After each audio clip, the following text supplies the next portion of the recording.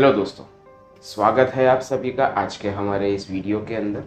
दोस्तों, मान लेते हैं कि एक रोहित करके लड़का है जो आप ही की तरह 12th स्टैंडर्ड में पढ़ता है। वो साइकिल से रोज़ ट्रैवल करता है और उसके पेरेंट्स उसकी जेब खर्ची के लिए रोज़ उसे 30 रुपये देते हैं। अब अगले महीने मतलब ऑलमोस्ट 40 दिन के बाद उसका बर्थडे आ रहा है और वो ये सोचता है कि उसके जो 3 या 4 दोस्त हैं, खास दोस्त, उसे वो एक छोटी सी पार्टी दे और एक अच्छा सा मोमेंट अपने लिए क्रिएट करे। तो अब उस पार्टी के लिए वो सोचना शुरू करता है। तो वो सबसे पहले ये सोचता है कि भाई मैं उसके अंदर पैसे कहाँ से जुटाऊंगा, क्योंकि मेरे पेरेंट्स तो 30 रुपये से ज़्यादा रोज़ देंगे नहीं। सो वो अपना बजट फाइनलाइज करने की कोशिश करता है। वो ये भी देखता है कि अगर वो रोज़ के 30 रुपये बचाएगा तो 40 दिन के अंदर उसके पास तकरीबन 1200 रुपये होंगे और उस 1200 रुपये में वो अपने दोस्तों को कहाँ कहाँ पार्टी दे पाएगा। सो दोस्तों, अगर आप यहाँ पर एक चीज़ नोट करें, सो एक situation that is to give a birthday party, और उस सिचुएशन के अंदर उसने अपना कैपिटल दैट इज़ कि उसकी जेब खर्ची, उसका सोच, उसका अपना सारा जितना भी रिसोर्सेज है, रिसर्च है, सब उसने लगाकर एक पर्टिकुलर गोल के तरफ जाने की कोशिश की है। सो बेसिकली अगर देखने जाएं तो मैनेजमेंट का मतलब यही होता है, जो लिविंगस्टन के द्वारा बताया गया है कि management is a function of achieving pre determined objectives of a business unit with the use of minimum time and cost as well by making efficient use of available resources।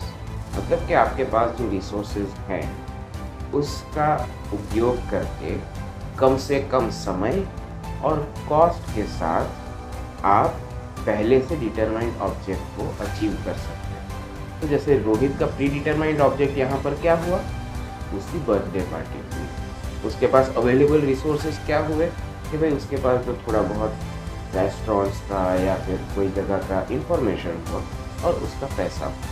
वो चाहता है कि कम से कम पैसे में उसके दोस्तों को एक यादगार पार्टी मिल जाए। सिमिलरली कुंट्स एंड ओडोनल जो है, उनके हिसाब से management is the art of getting things done by others, कि भाई दूसरों के थ्रू हम कोई काम करवाते हैं, वो भी एक मैनेजमेंट होता है। साथ साथ में जॉर्ज आर टेरी जो है, उसके हिसाब से जब हम 6 M's को कंट्रोल और प्लान करते हैं, अब आप कहेंगे 6 M कौन से, तो सबसे पहले मैन, फिर मशीन, फिर मटेरियल, फिर मेथड, फिर मनी और लास्ट में मार्केट। ये 6 M हैं जिसको हम प्लान करते हैं, कंट्रोल करते हैं और उसके अंदर हम लीडरशिप, कोऑर्डिनेशन और डायरेक्शन प्रोवाइड करते हैं so that we can achieve our human objectives, our business objectives। so दोस्तों, ये हो गई हमारी मैनेजमेंट की एक डेफिनेशन।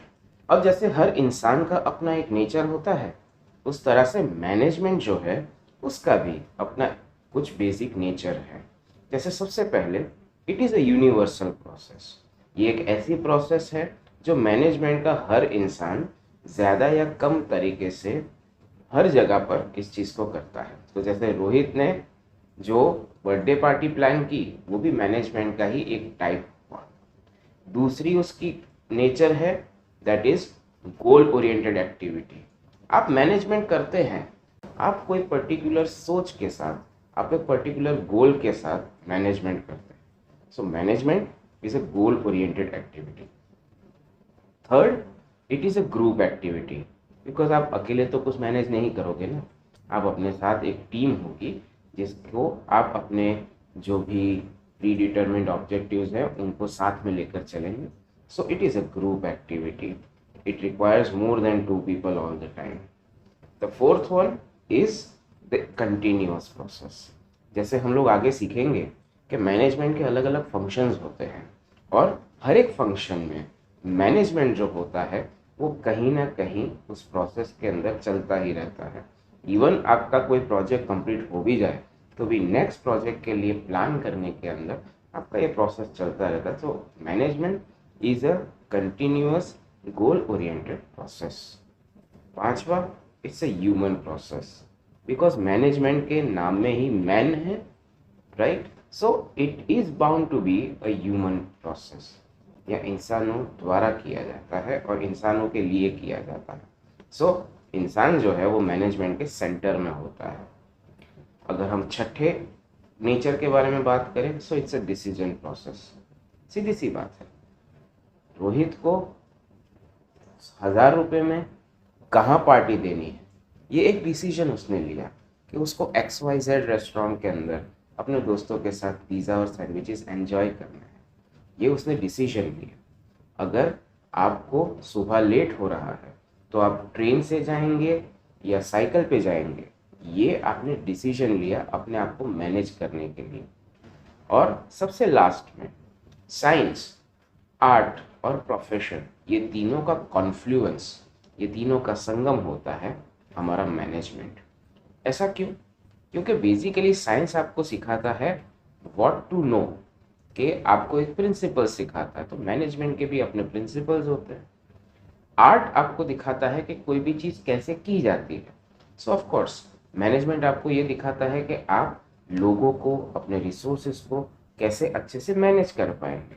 और सबसे लास्ट में प्रोफेशन, आप मैनेजमेंट को करने के लिए कोई पर्टिकुलर डिग्री हासिल करते हैं, उसके पर्टिकुलर कोड ऑफ कंडक्ट्स को फॉलो करते हैं, उसके अपने अलग अलग एसोसिएशंस भी होते हैं। सो ये नेचर ऑफ मैनेजमेंट के अंदर इसका 7वां पॉइंट है कि मैनेजमेंट एक साइंस भी है, एक आर्ट भी है और एक प्रोफेशन भी है। सो दोस्तों, ये हमारा आज का वीडियो है। आई होप आप लोगों को मज़ा आया होगा, समझ आया होगा। हमारे वीडियो को लाइक करिए और दूसरे लोगों तक पहुंचाइए, ताकि हम नॉलेज फैलाने में आपका सहारा ले सके और आप हमारी इसमें मदद कर सके। Thank you very much once again. हम लोग नेक्स्ट टाइम मिलेंगे, तब तक के लिए कीप रॉकिंग।